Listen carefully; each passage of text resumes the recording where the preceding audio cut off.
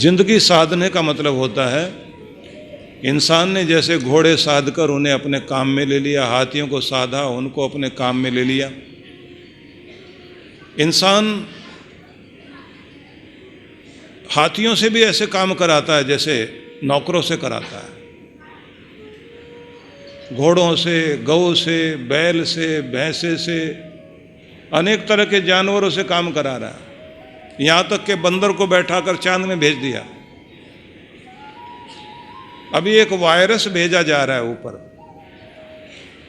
कि मंगल ग्रह में उसको भेजा जाए तो वो पानी नहीं हो या बर्फ में जम जाए या गर्मी बहुत हो सूख जाए, फिर उसको पानी डाल दिया जाए तो फिर वो चलने लग जाए।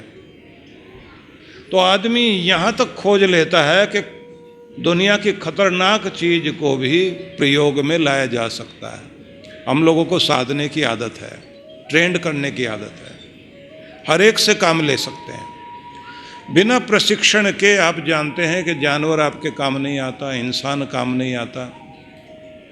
आपकी जिंदगी भी आपके प्रशिक्षण से ही काम में आएगी। जहां आप इसे ले जाना चाहते हैं उसका प्रशिक्षण दीजिए। मतलब यह है कि हंसते रहने और खुश रहने का भी प्रशिक्षण खुद को देना पड़ेगा, तभी आप खुश रह पाएंगे।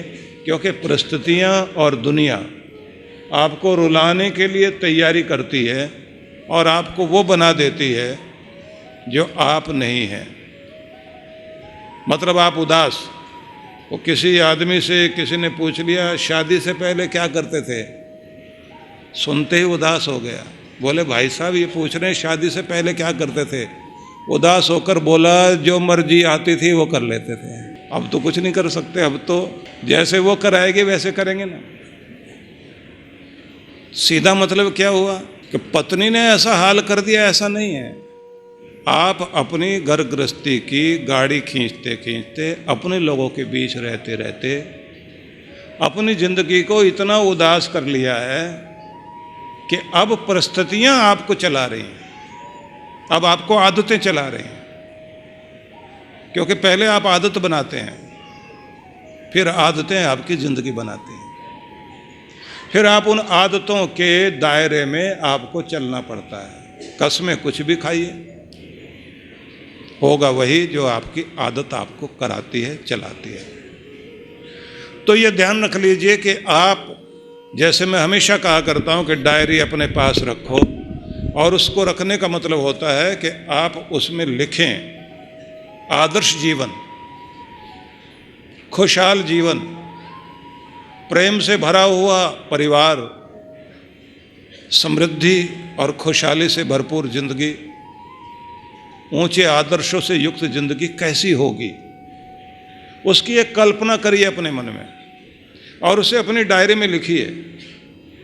उसके बाद आप ये भी लिखें कि ऐसी जिंदगी के लिए इन लोगों ने क्या किया होगा जो आदर्श लोग हैं, या लोग ऐसे जीवन को पाने के लिए क्या करते हैं। उसके बाद आप अपने बारे में लिखिए कि जब मैं यहाँ जाना चाहता हूँ तो मुझे क्या करना चाहिए, मैं क्या कर रहा हूँ, कौन बाधाएं मुझे रोकती हैं। बस इतना सोचने के बाद आप अपने जीवन को वहाँ ले जाएंगे जहाँ आप ले जाना चाहते हैं। और अगर मन मर्जी से आप चलने लग गए, या आदतों से चलने लग गए, या परिस्थितियों से आप चलने लग गए, तो आपकी ज़िंदगी में वसंत नहीं आ सकता, त्यौहार नहीं आ सकता, होली आकर भी आकर निकल जाएगी।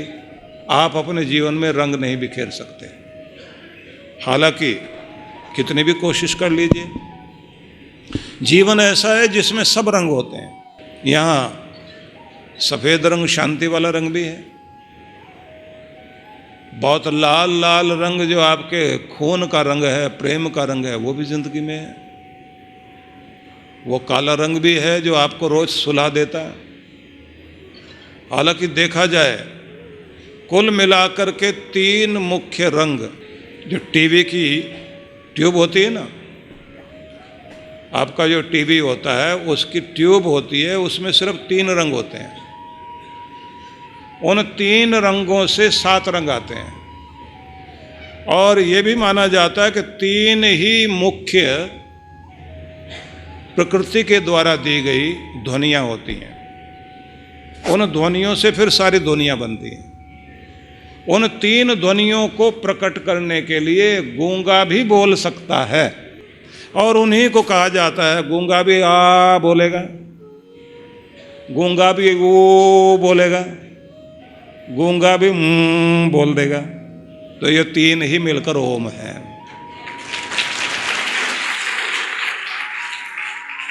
और 3 ही मिलकर त्रिदेव हैं। देवताओं की पूजा करते हो ना आप लोग, तो ये त्रिदेव ब्रह्मा विष्णु महेश, आपके प्रत्येक मंत्र से पहले 3 का ही उच्चारण करना होता है। और सोच समझकर हमारे ऋषियों ने परंपरा रखी। एक तो होती है ना कि कहीं भी आप कुछ किसी को भी देवता मान लें। पत्नी समझा रही थी हरियाणा में एक व्यक्ति को, अपने पति को, कुछ देवी देवताओं की भी पूजा कर लिया करो। और वो हुक्का पी रहा बैठा हो, चौधरी ये हुक्का छोड़, देवी देवताओं की सुबह सुबह पूजा कर लिया कर। और सुनते ही पति ने समझाना शुरू कर दिया, बावली है तो तुम्हें क्या पता इसमें 3 देवता बसते हैं। ऊपर अग्निदेव बसता है, बीच में पवन देव, नीचे जल देव। 3 देवताओं की पूजा एक साथ होती है। अब तो जाएगी मंदिर में तो एक ही देवता की पूजा करेगी, अग्नि की या किसी और की। यहाँ तो 3 देव। अब वो बेचारी हाथ जोड़े बैठी रहती है, चौधरी हुक्का पीता रहता है। समझाने के लिए कोई भी आपको समझा देगा कि ये भी देवता है, वो भी देवता है। लेकिन आपके ऋषियों ने विज्ञान के आधार पर आपको समझाया कि 3 ऐसी शक्तियाँ, ब्रह्मा का आ, विष्णु का ऊ, और महेश का वो जो चंद्र बिंदु है, जो माथे पर चंद्रमा है, वो नाक से बोलने वाली जो ध्वनि है, वाली ध्वनि, ओम, कि इन 3 मुख्य ध्वनियों से सारी दुनिया आई। और इसमें तीनों शक्तियां विराजमान हो गई। संसार को शुरू करने वाली शक्ति, संसार का पालन करने वाली शक्ति, और संसार को अपने आपे में समाहित करने वाली शक्ति। आपके यहाँ तीनों शक्तियों को माना गया है कि वो एक में आ गई। इसलिए शिवलिंग में भी तीनों शक्तियाँ हैं, ओंकार में भी तीनों शक्तियाँ हैं। जब आप इन 3 ध्वनियों का उच्चारण करते हैं या तीनों को एक साथ मिलाकर जब उच्चारण करते हैं, तो ये ध्यान रख लीजिए कि आप परब्रह्म परमेश्वर से जुड़ जाते हैं। हमारे जीवन में 3 रंग मुख्य रंग हैं, जिनसे सारे रंग आ जाते हैं। लेकिन इन 3 रंगों को 7 रंगों में बांट लीजिए।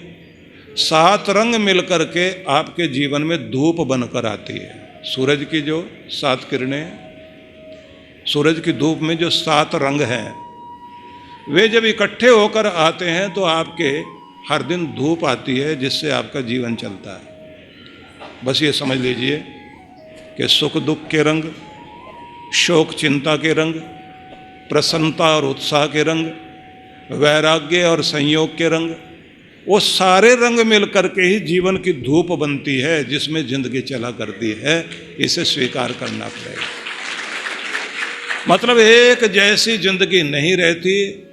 काले के कारण सफ़ेद अच्छा लगता है, सफ़ेद के कारण काला अच्छा लगता है। भूख के कारण आपको खाना पसंद आएगा, खा लिया तो उसके बाद आप चाहते हैं भूख लगनी चाहिए। दोनों का मेल है। दिन के कारण रात, रात के कारण दिन अच्छा लगता है। संयोग के कारण वियोग, वियोग के कारण संयोग, सोने के कारण जागना, जागने के कारण सोना अच्छा लगता है। ना तो सोते सोते ज़िंदगी गुजारी जा सकती, ना जागे जागे ज़िंदगी गुजारी जा सकती। ना तो मीठा खाकर ज़िंदगी गुजारी जा सकती, ना नमकीन खाकर गुजारा किया जा सकता। दोनों का मेल चाहिए। कुछ मीठा भी चाहिए, कुछ नमकीन भी चाहिए, कुछ तीखा भी चाहिए, कुछ फीका भी चाहिए। आपके जीवन में यही सब है। जो आप रोटी हाथ में लेते हैं वो फीकी होती है, और जो सब्जी आपके सामने होती है वो नमकीन होती है। इन दोनों को ही मिलाकर के रोज़ आप स्वाद लेते हैं, इसलिए सुख दुख के साथ ज़िंदगी चलती है। इसी को साथ मिलाकर खुश हुआ जा सकता है। अगर कहोगे नहीं हम तो ये चाहते हैं बस मीठी मीठी ज़िंदगी हो, तो मीठी मीठी ज़िंदगी भी कड़वी लगने लग जाएगी, क्योंकि मीठा जो है वो कड़वे के कारण अच्छा लग रहा है। ये कंट्रास्ट में जीवन है। पति पत्नी जो इतना लड़ते झगड़ते हैं ना, उस लड़ने झगड़ने का मतलब यही है कि उनके जीवन में वो मिठास बनी रहती है। हाँ, ज़्यादा लड़ना झगड़ना तो ठीक नहीं है, हल्का फुल्का चल जाए तब तो ठीक है। ज़्यादा लड़ना झगड़ना वो आदत नहीं बनाई है, कमियां निकालने की आदत नहीं बनाई है। डॉक्टर ने जैसे महिला को चेक करना शुरू किया, ब्लड टेस्ट हुआ, उसके बाद कहा आपके खून में हीमोग्लोबिन की कमी है, आपको विटामिन डी की कमी है, आपको कैल्शियम की कमी है। जैसे जैसे उसने 5-7 चीज़ें बताई कि ये भी कमी है, ये भी कमी है, वो एकदम गुस्से में खड़ी हो गई। बोली इतनी कमी तो मेरी सास ने भी नहीं निकाली आज तक जितनी तुमने निकाल दी, और बस आज के बाद आपसे दवाई नहीं लेनी। अब ये बात क्यों होती है आदमी को? हर जगह भला करने वाला आदमी भी चिढ़ाता क्यों है? वो चिढ़ा नहीं रहा, आप चिढ़े बैठे हैं अंदर से। जब आप इरिटेट रहते हैं ना, तो इरिटेट आदमी जिंदगी में कहीं भी जाएगा, किसी से भी बात करेगा, उसे लगता है ये मेरी मजाक उड़ा रहे हैं, ये मुझे परेशान कर रहे हैं। आप कोई अच्छी बात कह दीजिए, वो अच्छी बात भी उनको अच्छी नहीं लगेगी। तो आपको कुछ चीज़ें पहले करनी पड़ेंगी। सबसे पहली बात यह कि अगर आप चाहते हैं आपकी ज़िंदगी में रोज़ होली आए, तो सबसे पहले ज़िंदगी में शांति लाना शुरू करिए, इरिटेशन से बचिए। और कोई इरिटेट भी करता हो तो उसे भी दिल पर लगाने की ज़रूरत नहीं है, क्योंकि आप अगर खुश रहने की आदत बनाएंगे तो दूसरे की मजाक भी आपको प्रसन्नता देगी। और अगर आप अंदर से परेशान हैं तो कोई अच्छी बात भी बताएगा तो भी आपको गुस्सा आने लग जाएगा। तो सबसे पहली बात हुई, आपको शांत रहना सीखना चाहिए, मस्तिष्क को खाली रखना सीखिए। इसको ज़्यादा आप तनावग्रस्त रखते हैं और बहुत ज़्यादा सोचते हैं तो उस सोचने से आपको जीवन में कुछ भी नहीं मिलता, क्योंकि चिंतन हो चिंता नहीं हो, इसकी प्रैक्टिस करनी पड़ेगी। चिंता तो अपने आप होती है, चिंतन आपको सोच समझ के करना पड़ेगा। चिंतन का मतलब है कि आप खुद से मीटिंग करिए, कुछ पॉइंट्स लेकर के मेरी प्रॉब्लम कहाँ है उन्हें लिख लीजिए, फिर उसके ऊपर गहराई से चिंतन करें, विचार विमर्श करें, सलाह लें। उसके बाद दिमाग को खाली कर लीजिए कि इस बारे में सोच लिया गया, अब इस बारे में मैं इस तरह से ये कार्य करूँगा। उसका परिणाम ये होगा कि आप अपनी चिंता को दूर कर पाएंगे। समाधान खोजना चाहिए, समस्या पर अटके मत रहना चाहिए। अगर आप चाहते हैं आपके जीवन में रोज़ खुशी रहे और आपका जीवन होली से भरपूर रहे, तो आपको समस्या पर ज़्यादा ध्यान नहीं देना, समाधान पर ध्यान देना है। सॉल्यूशन ढूंढिए, उसका अंतिम परिणाम पर आप पहुँचें कि उसे हम कैसे प्राप्त कर सकते हैं। समस्या पर अगर आपका ध्यान ज़्यादा रहेगा तो चिंता भी बढ़ेगी, डर भी बढ़ेगा, और आपका दिमाग एक डर तक पहुंचने के बाद कुंद हो जाता, रुक जाता दिमाग। फिर आप सोच नहीं पाता आपको कुछ भी कि क्या करूं क्या नहीं करूं। अगर आप अपने आप को ठीक ढंग से समझ सकें, या कभी कभी ज़्यादा दबाव आ जाए, उस समय छोड़ दीजिए अपने आप को, खाली कर लो, कहो कि थोड़ी देर के बाद सोचेंगे, कल सोचेंगे, अभी भूल जाएं।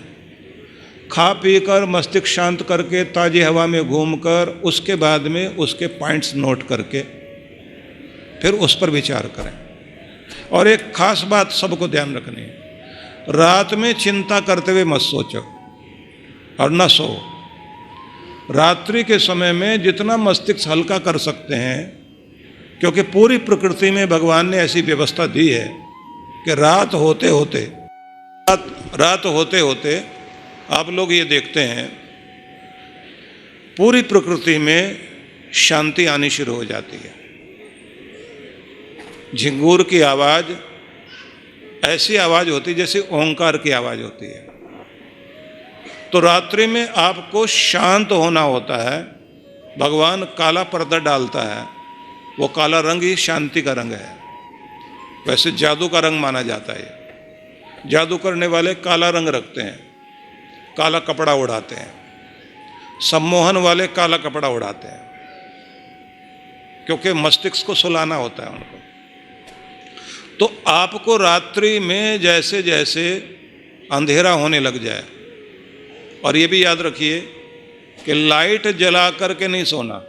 अगर आपको लाइट जलाने की जरूरत ही पड़ती है तो हल्की नीली रोशनी करिए, सितारों वाली रोशनी, टिमटिमाते हुए तारों वाली रोशनी। बहुत लोगों को डर लग रहा होता है ना कि उनको लाइट चाहिए, तो हल्की इतनी रोशनी कर लीजिए, क्योंकि रोशनी भी आपकी नींद को लाने में सहायक भी और भगाने में भी सहायक है। तो जो नींद लाती हो वो वाली रोशनी लाइए। तो जैसे जैसे रात होने लग जाती है तो शांति आपके अंदर उतरती है, जिससे खुमारी आती है, आप सोते हैं। ठीक उसी तरह से रात्रि जैसे जैसे बीतने लग जाए, दिमाग को जितना शांत कर सकते हैं उस समय ज़्यादा चिंतन मनन की बात नहीं करनी चाहिए। दबाव खत्म कर दीजिए सोने के लिए जब आप जा रहे हैं। बहुत ज़्यादा उस समय की मीटिंग भी नहीं होनी चाहिए, दबाव भी नहीं लाना चाहिए। शांत होकर आप सो जाएं और शांति की उपासना करें। सवेरे जब आप जागते हैं, सवेरे जागते समय उत्साह, उल्लास, आनंद, उमंग, गुनगुनाती हुई शाम, मुस्कुराती हुई सुबह। बस ये दो बातें याद रख लीजिए। गुनगुनाते हुए सोइए, मुस्कुराते हुए जागिए। या फिर जो मैं शब्द कहा करता हूं अधिकांश रूप से कि शांति में सो, आनंद में जागो, ये प्रैक्टिस करनी है। अगर शांति में सोना सीख गए और आनंद में जागना सीख गए तो हर दिन होली है आपकी जिंदगी में। मैं ये देखता हूं कि ज्यादातर लोग रात्रि में सोते सोते अपने आप को और ज्यादा अशांत कर लेते हैं। कुछ तो हमारे टीवी सीरियल भी ऐसे चल रहे होते हैं, वो आपके अंदर इतनी ज़्यादा सनसनी पैदा कर देते हैं। कुछ तो हॉरर मूवी भी देखते हैं, हॉरर शो देखेंगे। हमारे एक शिष्य हैं जो हॉरर मूवी बनाते हैं, तुलसी राम से ब्रदर्स का नाम आपने सुना होगा, जो ज़्यादातर ये भूत प्रेत की पिक्चरें बनाते हैं। वो ये कहा करते हैं कि हम लोग ज़्यादातर हर डराने वाली चीज़ के पीछे एक चीज़ लेकर आते हैं कि कोई सिंबल, कोई प्रतीक भगवान का सामने ले आओ। उसके बाद वो काली शक्तियाँ भाग जाती हैं। उसका मतलब ये होता है कि दुनिया में सबसे बड़ी ताकत अगर कुछ है तो भगवान ही सबसे बड़ी ताकत है। उसका नाम ही सबसे बड़ी ताकत है, जो आपके डरों को, आपकी चिंता को, आपके दुख को हटाने का काम करती है। तो अगर आपको चिंता है, डर है, तो जिसने जन्म दिया है उसने भी तो कुछ सोचा है ना आपके लिए, उसका सहारा लीजिए। तो शांति से सोते हुए प्रार्थना करके सोइए, और जिसने जिंदगी दी है उसका सहारा लेकर सुबह जागिए भी सही, नाम जप कर प्रसन्नता से धन्यवाद देते हुए। अगली बात और ध्यान देनी, प्रार्थना करते हुए या भगवान की भक्ति करते हुए दो चीजें जरूर ध्यान में रखो। एक, कभी जब बहुत उदास होते हैं और आपका दिल भरा हुआ है तब तो आप रो सकते हैं। हर समय रोते रहने की आदत नहीं बनानी चाहिए, न शिकायत करने की आदत बना। जब भी प्रार्थना करने जाओ तो इतने आनंद में, इतनी प्रसन्नता में भरपूर हो जाइए, अपने चेहरे पर प्रसन्नता लेकर बैठिए। प्रसन्नता लेकर बैठोगे तो उसी का आशीर्वाद और वरदान मिलेगा आपको। वो प्रसन्नता ही आपके चेहरे पर टिक जाएगी और वो जिंदगी में अंदर तक बैठ जाएगी। इसलिए प्रसन्नता लेकर प्रार्थना कीजिए तो प्रसन्नता आपको प्रसाद में मिल जाएगी। इसलिए अपने यहाँ संस्कृत में एक शब्द है प्रसाद, जिसका मतलब होता है प्रसन्नता। भगवान का प्रसाद, तो क्या मतलब हुआ? भगवान से क्या लेकर आप आए? प्रसन्नता। और अगर वो भी रोते रोते ही लेकर आए तो उदास गए थे, उदासी लेकर आ गए। हंसते मुस्कुराते हुए प्रार्थना करो। कभी कभी दर्द को अपने छलका सकते हो, हर समय की आदत नहीं बनाओ। शिकायत करते रहने की आदत मत बनाइए। जो लोग शिकायती लोग हैं उनकी जिंदगी में कभी प्रसन्नता नहीं आ सकती। होली तभी आपके जीवन में काम करेगी जब शिकायत करना छोड़ दें, धन्यवाद देना शुरू कर दें, तो आपका जीवन आनंद से भर जाएगा। तो आपस में भी ये ध्यान रखना चाहिए, पति पत्नी भी शिकायत करते रहने की आदत को कम करना है। एक दूसरे की कमी निकालने वाली आदत को भी कम करना है। क्योंकि जब आप शिकायत करने वाले बन जाते हैं तो शिकायत करने का मतलब ये होता है कि आप खुद से भी शिकायत, घर वालों से शिकायत, भगवान से भी शिकायत, और फिर आपके जीवन में टोंट कसते रहने, टोंटिंग वे में बोलते रहने की आदत पड़ जाती है। जो टोंट कसने वाले लोग होते हैं उनसे दुनिया दूर भागती है। और उसी टोंट कसने की आदत को, ताना मारने की आदत को आप समझ लीजिए कि वो बहुत बड़े झगड़े कराती है। सारी जिंदगी भूल नहीं सकता जो आपने ताने मारे। आप सोचिए जरा कि किसी महिला की शादी को 50 साल बीत गए, 20 साल की उम्र में शादी हुई, 70 साल की हो गई। 70 साल के बाद भी अगर आप उससे बात करें कि तुम्हारी जब शादी हुई थी तो उसके बाद क्या हुआ था, तो कहती है कि जैसे मैं घर में आई थी, ननद ने क्या बोला था मेरे से आज सुन लो, मेरे यहाँ लिखा हुआ, ऐसे बोलती है, यहाँ लिखा हुआ है, यहाँ। जेठानी ने क्या बोला था, यहाँ लिखा हुआ, बहन यहाँ लिखा हुआ, ऐसे बताती है। जब भी अकेली बैठी होगी ना, 2 सहेलियां बात करेंगे कि दसा भैन प्यारी है, यहाँ लिखा हुआ, ऐसे बताएंगे। वो भूल नहीं सकते क्योंकि किसी ने ताना मारा या किसी ने मजाक उड़ाई, वो छोटा मोटा घाव नहीं होता उससे, वो आपके दिल को चीरने वाला घाव होता है। और बोलने वाला तो उस समय नखरी करके बोल जाएगा, लेकिन उसका मतलब ये है कि अब आपके रिश्ते में दरार आ रही है जिसको दुनिया में कोई सिल नहीं सकता। और जिसने भी उस समय तारीफ करके और कहा ये बहुत अच्छी, इसका स्वभाव बहुत अच्छा है, वो भी उसे याद होता है। बस एक थी बेचारी बहुत अच्छी, अब दुनिया में नहीं है, वो थी, बस भगवान ने पता नहीं उसको क्यों बुला लिया, वो तो रहनी चाहिए थी, और जो नहीं रहनी चाहिए वो तो मेरे चारों तरफ घूमती हैं। तो आपके 2 अच्छे शब्द याद रहेंगे।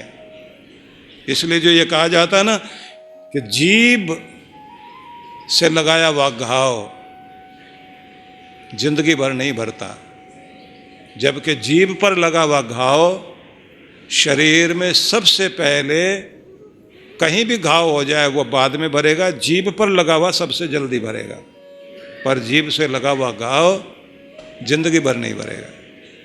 तो हम लोग जो टोंट कसते हैं, ताना मारते हैं, दूसरों की खुशियां छीनते हैं, और ये आदत अगर बन गई आपकी, फिर ये समझ लीजिए कि आप ऐसी गेंद फेंक रहे हैं जो लौट लौट कर आप तक आती रहेगी। इसलिए मैं वो रिपेयरिंग कर लेना चाहता हूं कि होली रोज हो जाए, एक ही दिन में होली ना हो, हमारी जिंदगी में रोज होली हो सके। इसलिए आप उस रुकावट को हटाइए। और जिनको मस्ती में जीने की आदत होती है ना, बहाना ढूंढते हैं हंसने का, और जिनको कमियां निकालने की आदत होती है, बहाना चाहिए उनका। आपने ब्याह शादी में भी देखा होगा एक न एक आदमी ऐसा जरूर होता है जो रूठा ही रहता है, वो चाहे फूफड़ जी हो, किसी के फूफा जी हो, किसी के मामा जी हो, या फिर जीजा जी हो। उनका काम ही है, यही मौका है रूठने का। एक वो भी होता है जो घूमता घूमता, जैसे ही लाइट चली जाएगी ना, 50 जनरेटर खड़े कर देते हैं हम। कोई बोले तो सही हमको, कोई हमको बताए तो सही, कोई हमें तो काम देता। अब भोगो अपनी करने का फल, अब मजा लो। दुनिया थू थू कर रही है, ऐसे करके घूमता रहेगा बीच बीच में। और सबसे बेकार का आदमी वही होता है, उसने अपनी जिंदगी में कभी अपना भी भला नहीं किया, दूसरे का क्या कर सकता है, लेकिन बरगलाता हुआ घूमेगा, सबकी खुशियां खराब करता हुआ घूमेगा। तरह तरह के प्राणी हैं इस दुनिया में, तरह तरह के जीव जंतु हैं, आपने सबके बीच जीना होता है। लेकिन ये भी बात ध्यान रख लीजिए, जो कहते हैं ना किश्तियां सबकी पहुंच जाती हैं किनारे, ना खुदा जिनका नहीं उनका खुदा होता है। जिनके पास दुनिया में कोई सहारा देने वाला नहीं, उनको सहारा देने वाला भगवान होता है। काम सबके बन जाएंगे।